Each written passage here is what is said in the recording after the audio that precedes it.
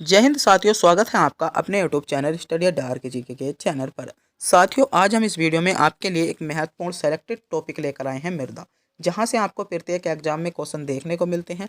तो मृदा को आज हम इस वीडियो में बहुत आसान वे में समझाने की कोशिश करेंगे। अगर आप इस वीडियो को पूरा देख लेते हो तो फिर इस वीडियो से अलग आपको कोई भी वीडियो देखने की ज़रूरत नहीं पड़ेगी और बाद में मृदा को पढ़ने की ज़रूरत भी नहीं पड़ेगी। तो वीडियो को पूरा ध्यान से ज़रूर देखिएगा। बात कर लेते हैं मृदा। मृदा होती क्या है? तो मृदा की परिभाषा आपको दी गई है।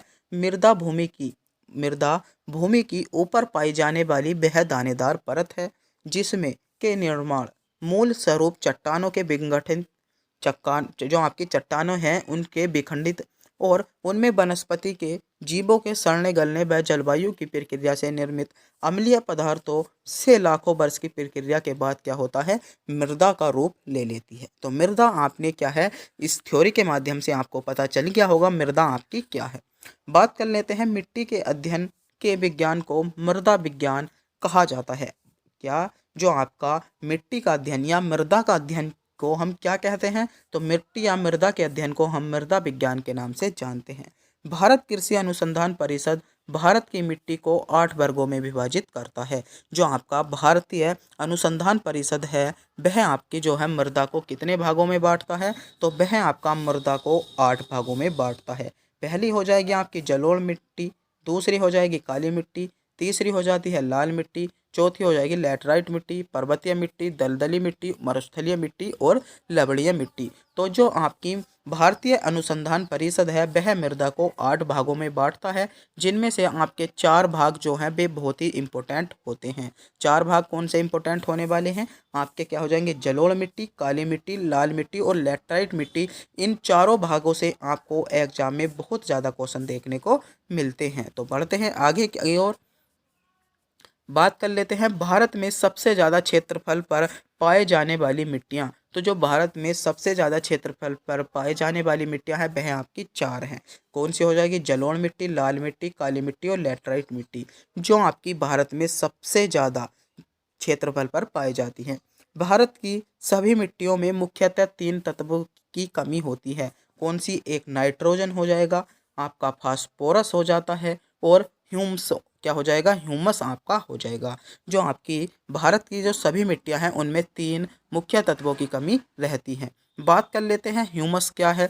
तो यह भूरे काले रंग का कार्बनिक पदार्थ है जो पेड़ पौधों तथा जंतुओं के प्राकृतिक रूप से सड़ने गलने विघटन से जो कार्बनिक पदार्थ निर्मित होता है उसे क्या कहते हैं, हम ह्यूमस के नाम से जानते हैं। तो आपको पता चल गया होगा, चित्र के माध्यम से आप देख रहे होंगे। तो अगर मेरे प्यारे साथियों, अगर आपने अभी तक हमारे चैनल को सब्सक्राइब नहीं किया है तो चैनल को सब्सक्राइब और वीडियो को भी लाइक जरूर कर दीजिएगा। बढ़ते हैं आगे। आ जाती है आपकी जलोढ़ मिट्टी। बहुत ज़्यादा क्वेश्चन आपसे जलोढ़ मिट्टी से आपको एग्जाम में देखने को मिलने होंगे।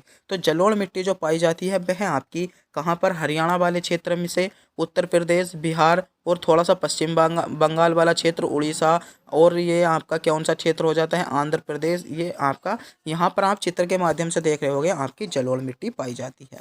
बात कर लेते हैं, इसे दोमट मिट्टी या कछारी मिट्टी के नाम से भी जानते हैं। तो क्वेश्चन पूछा गया है कि दोमट मिट्टी के नाम से किसे जानते हैं? तो दोमट मिट्टी के नाम से हम जलोढ़ मिट्टी को जानते हैं।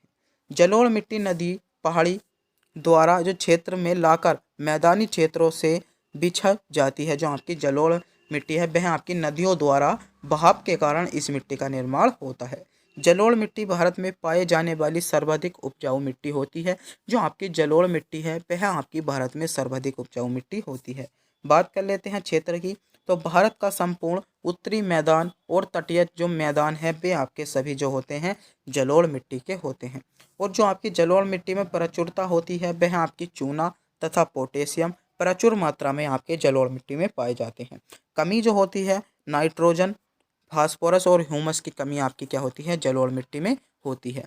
ये मिट्टी धान की खेती के लिए काफ़ी अच्छी मानी जाती है, काफ़ी अच्छी मानी जाती है। जो आपकी जलोढ़ मिट्टी है धान की खेती के लिए काफ़ी अच्छी मानी जाती है तथा साथ ही साथ गेहूं, मक्का, तिलहन, आलू की फसल के लिए भी यह आपकी बहुत अच्छी क्या हो जाती है, मिट्टी हो जाती है। कौन सी? जलोढ़ मिट्टी आपकी हो जाएगी।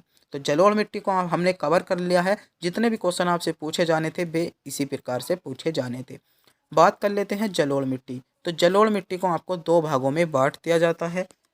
कितने भागों में बांट दिया जाता है? दो भागों में, जिसे हम बांगर और खादर के नाम से जानते हैं। बांगर जो होती है वह आपकी पुरानी जलोढ़ मिट्टी होती है, और आपकी खादर जो होती है वह आपकी क्या होती है? नवीन जलोढ़ मिट्टी है। जो आपको ग्रीन वाला क्षेत्र दिखाई दे रहा है यह आपका क्या है? नवीन जलोढ़ मिट्टी का है। और जो आपका थोड़ा सा हल्का सा ग्रीन है वह आपका क्या है? पुरानी जलोढ़ मिट्टी के नाम से प्रसिद्ध होता है। बढ़ते हैं आगे की ओर। एक एक अगली जो आपकी आ जाएगी काली मिट्टी। काली मिट्टी से आपको बहुत ज़्यादा क्वेश्चन आपके एग्जाम में देखने को मिलते हैं, और जो काली मिट्टी पाई जाती है वह आपकी महाराष्ट्र और मध्य प्रदेश वाले क्षेत्र में आपको काली मिट्टी का विस्तार देखने को मिलता है। इसका निर्माण बेसाल्ट चट्टानों के टूटने या फूटने से होता है। जो आपकी काली मिट्टी होती है इसका जो निर्माण किया जाता है वह आपका बेसाल्ट क्या होती है? बेसाल्ट चट्टानों के द्वारा होता है। जैसे ज्वालामुखी विस्फोट। पहले जब आपका ज्वालामुखी विस्फोट होगा, उसके बाद जब ज्वालामुखी विस्फोट होगा उसके बाद आपकी बेसाल्ट चट्टानें बनेगी। बेसाल्ट चट्टानों के बाद आपका क्या होता है? काली मिट्टी का निर्माण होता है, और यह आपकी मध्य प्रदेश और महाराष्ट्र वाले क्षेत्र में आपको देखने को मिलती है। काली मिट्टी को रेगूर मिट्टी, कपास की मिट्टी और लावा मिट्टी के नाम से भी जानते हैं। तो तीनों क्वेश्चन आपके लिए बहुत ज़्यादा इंपॉर्टेंट होने वाले हैं। इनको आप नोट कर लीजिएगा अगर आप नोट्स बना रहे हैं। काली मिट्टी को रेगूर मिट्टी, कपास मिट्टी और लावा मिट्टी भी कहा जाता है।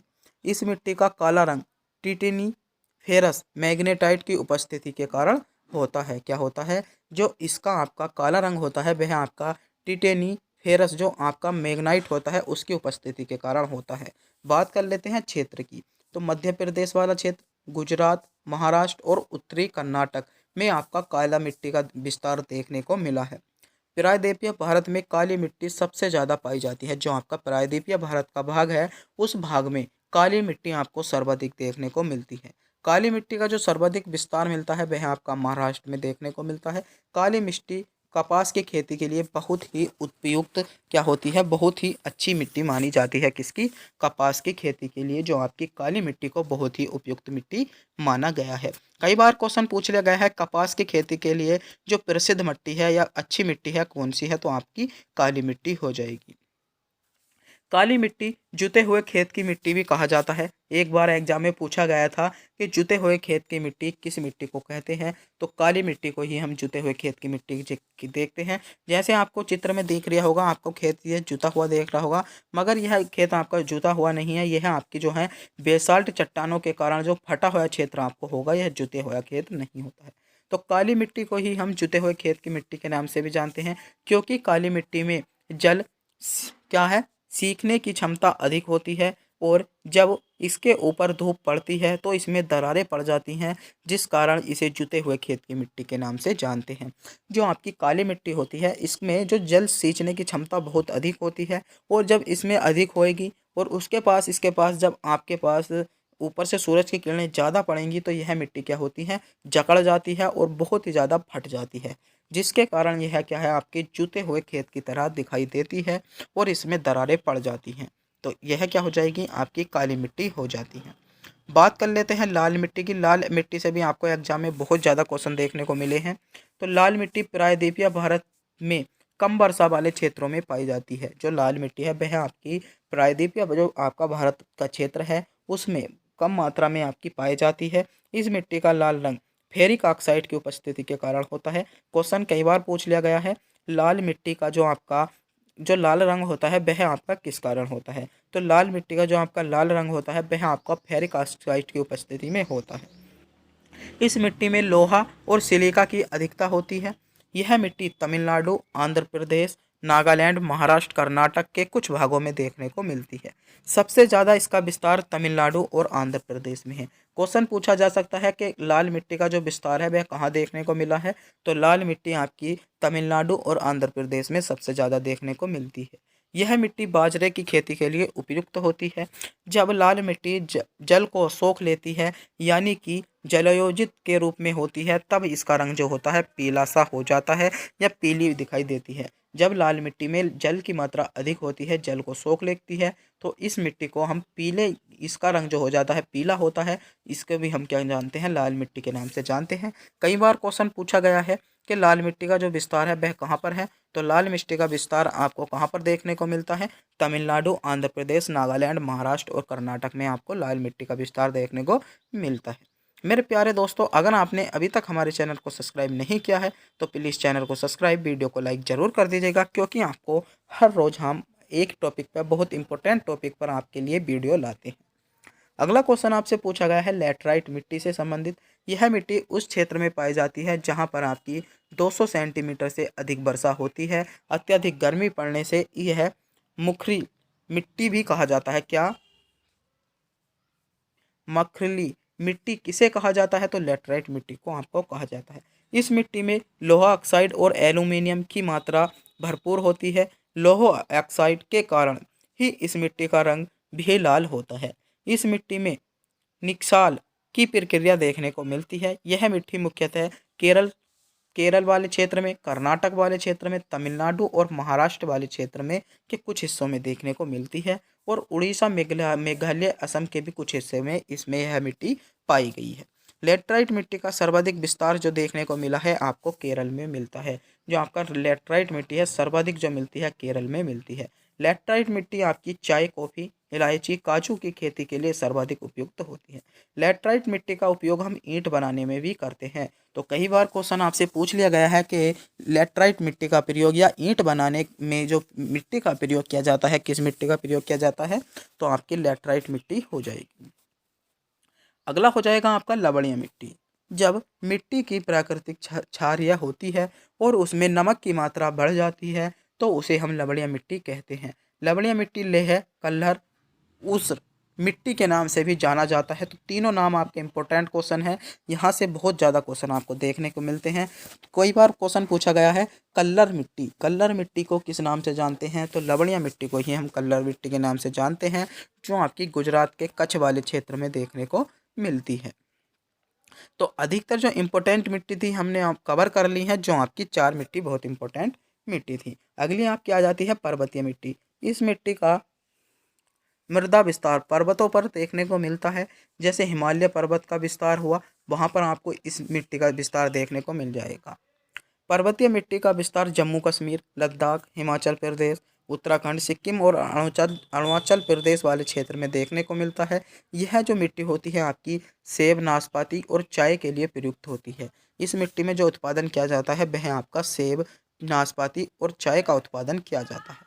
अगला आ जाता है आपका मरुस्थलीय मिट्टी। इस मिट्टी की मृदा में नमी की कमी होती है। इसका विस्तार भारत में मुख्यतः राजस्थान, गुजरात, दक्षिण पंजाब और दक्षिण हरियाणा में देखने को मिलता है।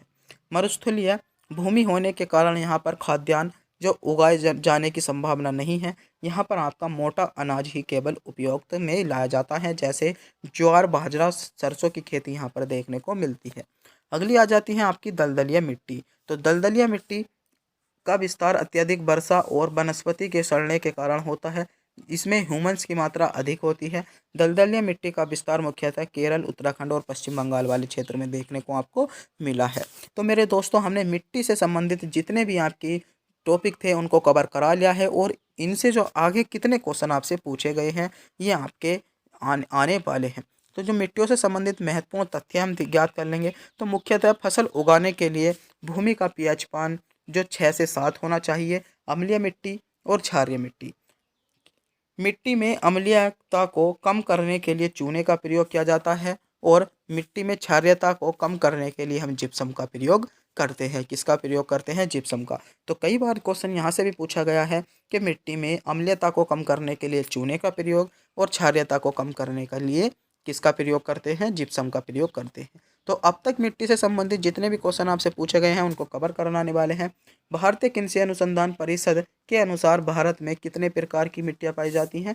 तो आपका करेक्ट जवाब होगा 8 प्रकार की मिट्टी पाई जाती हैं, यानी डी विकल्प आपका सही जवाब होगा। अगला क्वेश्चन है, भारत में सर्वाधिक जो उपजाऊ मिट्टी है कौन सी है? तो जलोढ़ मिट्टी भारत में सर्वाधिक उपजाऊ मिट्टी है। भारत में सर्वाधिक क्षेत्र पर किस मिट्टी का विस्तार देखने को मिला है? तो आपका सही जवाब जो होने वाला है, भारत में जो सर्वाधिक विस्तार देखने को मिलता है जलोढ़ मिट्टी का आपको सर्वाधिक विस्तार देखने को मिल जाएगा, और काली मिट्टी का भी उसके बाद आपको विस्तार देखने को मिल जाता है।